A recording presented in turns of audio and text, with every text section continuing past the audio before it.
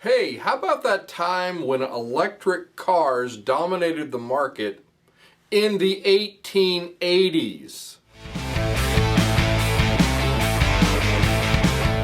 Hey, it's Don Skaggs again with Empowered Inventing TV, where we try to help you help other people by taking your great innovation, the right opportunity, mixing that with sound wisdom so you can turn them into real things like products and businesses that make money. Now today I want to talk to you about that time when electric cars actually dominated the market. You know, when you think of electric cars, you think of the modern inventions like the Tesla and, electric cars of today, of the 21st century. But in the 1880s, electric cars literally ruled the road, long before Elon Musk. Now, actually in 1899, 90% of the cabs in New York City were electric cars. And they were manufactured by the Electric Carriage and Wagon Company of Philadelphia. What a quaint name for a company. In 1899, 1900, electric cars outsold all other types of cars. And the competition back then, gasoline and steam. But electric cars ruled the marketplace. In 1902, there was a car called the Baker Torpedo, and it was the first car that actually enclosed you. It wasn't like an open wagon kind of thing like you think of the early 1900 cars.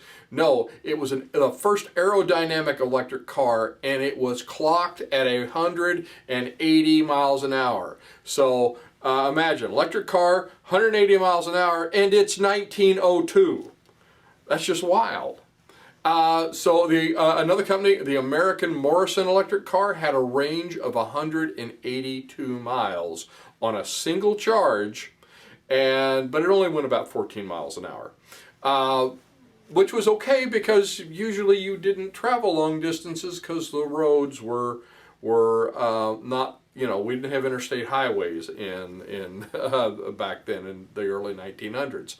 So what happened? Was it some big conspiracy that, some evil dark force came in and killed the electric? No. Market forces, things in the world were changing.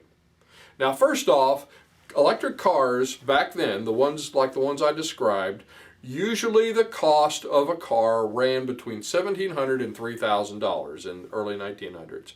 Now, this is the equivalent of $50,000 to $100,000 in today's dollars. So this wasn't an everyday Joe guy kind of product. You had to have, some money to go out and buy one of these things.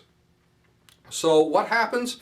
Well, Henry Ford comes out with a Model T for only $500. Now remember, the current market, $1,700 to $3,000. Well, he comes out with a $500 car, making it affordable for the average person. Something that happened right around the same time is oil was discovered in Texas and Oklahoma, and all of a sudden gasoline was becoming much, much more affordable. And at the same time, and you got to think about the confluence of all these different things that are happening right now. Charles Kettering invents the electric starter, because one of the big pains of starting a gasoline car was going in that, and you've seen the old movies, the old pictures where they have to go out to the front of the car and they were turning the crank and they're afraid they're going to break their arm because the thing would go flying. So you had all this. And he said, no, I've got this electric starter. All you got to do is push a button and it starts. Wow. Like the remote control for cranks. So another factor on top of all these is roads began to expand. Like I was saying before, sure, if you only went 14 miles an hour, that's fine. If you're just going to the market, that's, 14 miles away or 5 miles away, or 3 miles away. So anyway, the roads are starting to expand.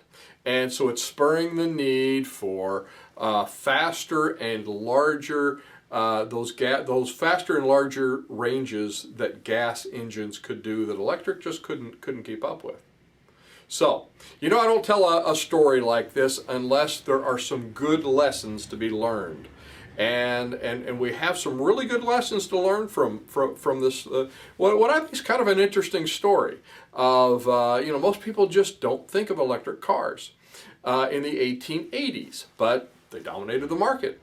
So what we can learn from this, though, is that one technology can look really good and dominate a market until another one comes along and supplants it in a very, very surprising way. Most of the world in around 1900, they just thought that they probably thought that the electric cars were just going to be, that's the normal.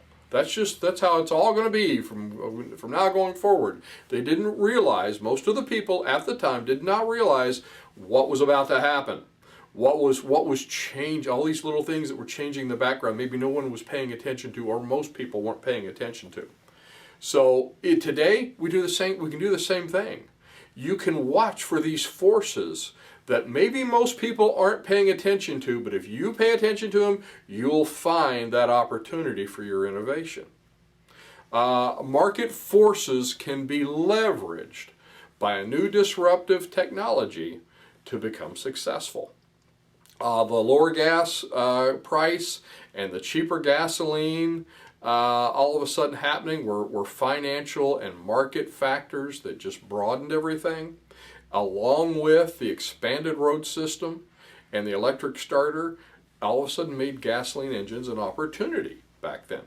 So are you watching your product's market to see what's changing, maybe what's over the horizon? Everybody's looking right and you're looking left. You're looking over here at the place nobody else, because everybody's focused on the big sounding news, whatever's going on. And I try not to watch too much of the big headlines. I mean, I'll see them, but I'm always looking for those things that nobody else is paying attention to, those small footnote things. Those are usually where a lot of opportunities will lie. Are you looking at different market trends to see if you can find that opportunity fit for your innovation? Because a lot of times they're out there. So many times something maybe in one industry is commonplace and another industry is completely unheard of, and all of a sudden there's a fit for it. So if you want to know more, if you're on finding the right technology that's going to sell, you want to go to empoweredinventing.com and check out our course called Do I Have the Next $1 Million Idea? That's empoweredinventing.com. It's a course you can take online and at home in your own time, in your own space. So check that out. Hopefully that's helpful for you. If you find that these videos are helpful, please share them with somebody else. Like and subscribe. Help us to build our tribe. And I will look to see you at the next meeting, workshop, maybe one of our online courses, or on the next video.